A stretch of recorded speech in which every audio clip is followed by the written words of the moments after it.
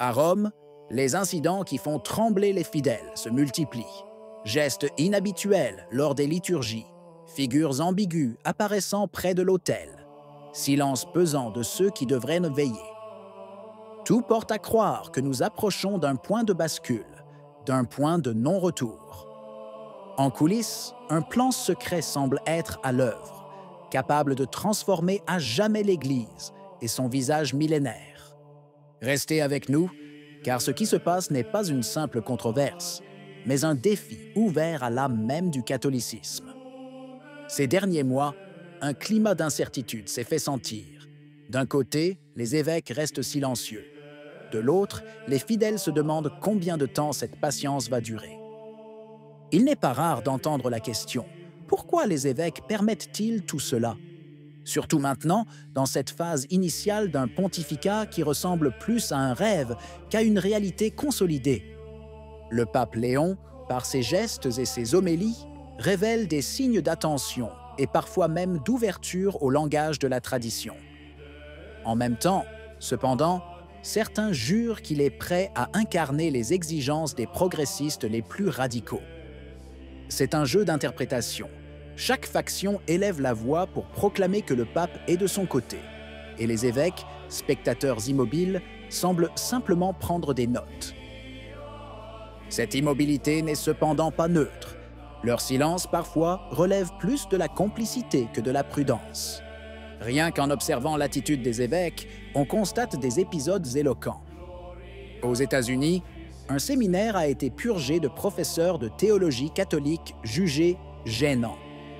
Tandis que dans certains diocèses du Sud, on est allé jusqu'à supprimer non seulement la messe traditionnelle, mais même les célébrations du Novus Ordo, menées avec une dignité et un respect particuliers.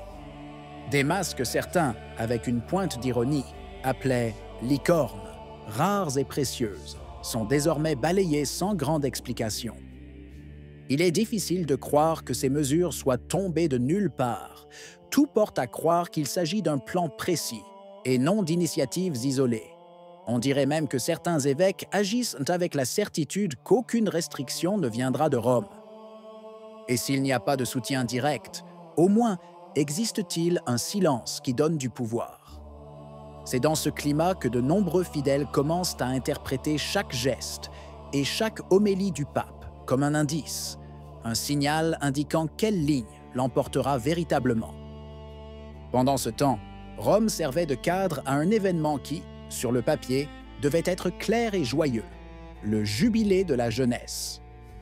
On a dit que plus d'1 million de jeunes étaient venus du monde entier, et le pape a voulu y participer personnellement, en prononçant une homélie qui a été accueillie avec enthousiasme. Pour la presse officielle, ce fut un succès incontestable, reflet d'une église jeune et dynamique. Pourtant, parallèlement à la célébration principale, de nombreux rassemblements parallèles, événements alternatifs et initiatives n'ont pas toujours bénéficié de la même clarté. C'est dans ce contexte qu'un incident controversé se produisit à Lorette, lors d'une messe jubilaire. Une femme, vêtue d'habits ecclésiastiques, monta à l'autel aux côtés des concélébrants et fit des gestes suggérant une participation active à la consécration. Cet incident suscita inévitablement questions et controverses.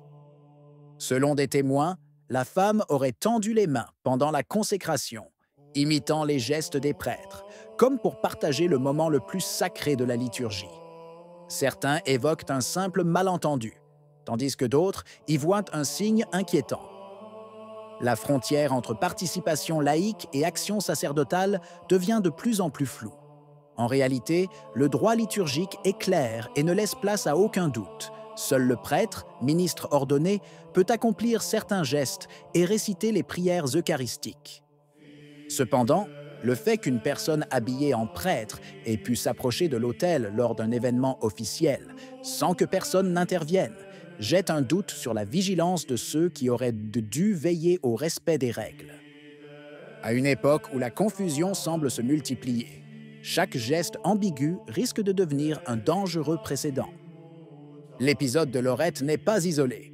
Ces dernières années, on a signalé de plus en plus de femmes se présentant comme prêtresses et participant à des célébrations catholiques, toujours avec l'approbation tacite d'un évêque complaisant. L'Église a réaffirmé sans équivoque que les femmes ne peuvent pas recevoir les ordres sacrés et que les communautés nées de la réforme protestante n'ont pas de succession apostolique valide.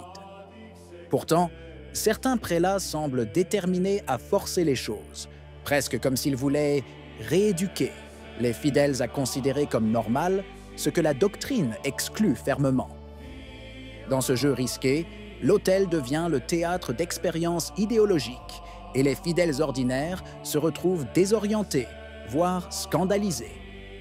L'impression est que le terrain est préparé pour un changement radical, réalisé non pas par des déclarations officielles, mais par des actions concrètes qui, en s'accumulant, deviennent de facto une tradition. Et c'est précisément ici que nous entrevoyons l'agenda sous-jacent. Non pas une erreur occasionnelle, mais un plan précis visant à transformer l'Église de l'intérieur. Certains évêques parlent sans gêne de nouveaux chemins et de corrections historiques, comme si l'épouse du Christ avait été marquée pendant des siècles par des rigidités et des défauts qu'il fallait éliminer. Ainsi, au lieu de préserver ce qui a été transmis, ils tentent de le réécrire. C'est la logique de la Révolution. Renverser la tradition pour créer une autre Église, plus en phase avec les modes de l'époque et moins liée au surnaturel. Mais une Église qui cesse de se reconnaître guidée par l'Esprit Saint n'est plus la même. Elle en devient une caricature. C'est l'image de l'anti-Église dont parlaient les saints et que de nombreux fidèles voient aujourd'hui se matérialiser dans les gestes quotidiens de certains pasteurs. On ne peut ignorer que derrière certains mots et certains gestes se cache l'ombre d'un schisme silencieux, déjà en cours même sans déclarations officielles. C'est le même scénario que celui observé à l'époque de la Réforme. Des hommes convaincus qu'ils devaient sauver l'Église ont fini par la diviser, opposant leur vision subjective à la tradition transmise depuis des siècles.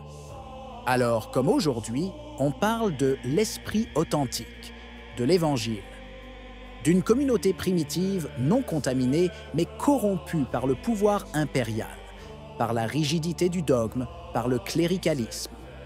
Le risque est que cette ligne de fracture, actuellement cachée, devienne bientôt visible et oblige les fidèles à choisir leur camp. Ce ne serait pas la première fois que cela se produirait. L'histoire est marquée par des schismes qui ont déchiré l'unité de l'Église et semé des siècles de division. Mais ici, la perspective apparaît encore plus insidieuse, car la scission ne viendrait pas de l'extérieur, mais de l'intérieur même de la hiérarchie. Que se passera-t-il si un nombre croissant d'évêques continue d'introduire des pratiques contraires à la doctrine et à la liturgie catholique, les présentant comme une évolution inévitable? Ouac. Une église parallèle serait créée, une anti-église, marchant aux côtés de la vraie, semant la confusion chez les fidèles et les poussant à se demander où se trouve réellement l'autel de Dieu. Qu'en pensez-vous? Si vous avez aimé la vidéo, laissez un commentaire. Amen. Que Dieu vous bénisse.